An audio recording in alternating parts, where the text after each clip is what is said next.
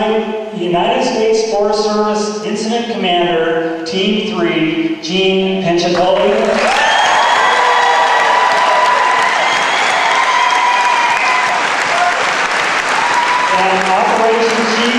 Joe Reyes.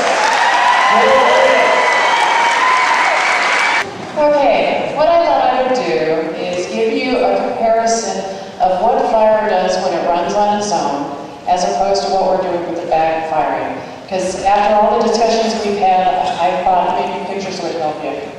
This actually was taken on by one of our photographers that came with us. And this is the fire doing its own thing. You can see the flame heights here, that's how tall the flames are. These trees are probably in the neighborhood of 150 feet tall, 100 foot, and you can see that the flames are at least a couple hundred feet over the top of that. That's how a function of how dry it is and the slope. The more that heat that it gets, the more flame that you get, and that's what you've been seeing from town, right? Right. This is what it looks like when fire runs like that.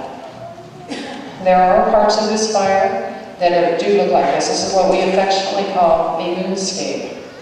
And it's because we got such a good consumption in here from the fire itself. And that's what gives you all that black smoke. The more that it can consume, the blacker the smoke gets.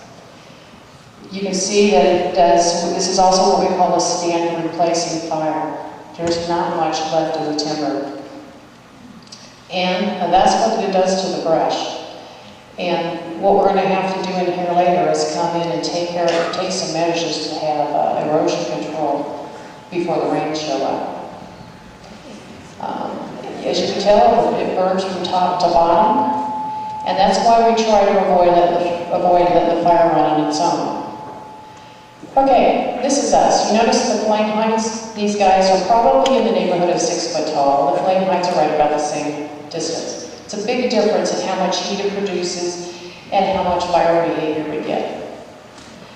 That's what you've really been seeing from town in the last couple of days, right? Big difference.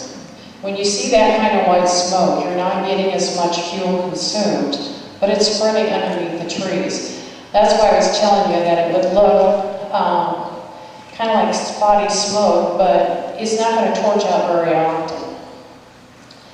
So as you can see, as long as usually, at least in my neck of the woods, as long as the top third of the tree is still intact and still green, more than likely the tree is going to survive. Okay? So you can see on this particular photo that at least halfway up it's got some scorching and it's brown, but most of that tree is still intact, so it should survive. As you can see also, aspen actually likes fire. You're going to see many more aspens in there in the next couple of years. But it gets the fuel out without taking out all the timber and all the trees. This is what it's looking like. This is what's producing all that white smoke. You notice the height? For once the trees look bigger? Big difference. This, my dear folks, is what we call a slow burn. This is what we're trying to achieve. By doing this, it gets all the fuel out that will carry it into the treetops, and it makes it much easier for us to put it out. That's the kind of consumption we're getting, and you notice it's not black from corner to corner. So we're not going to have to do as much erosion control in these areas later because a lot of it's still intact. And that's what it's looking like, and I think they took this back behind the houses in Hewlett Meadows. Yeah, well, most of those trees are going to survive, and next year you're going to have a very green view, especially where the retardant lines were. Okay? Does anybody know what retardant is? Besides lovely red? It's fertilizer. It's basically fertilizer. So we're related all that retardant, you're going to have the greenest belts you've ever saw. I guarantee it.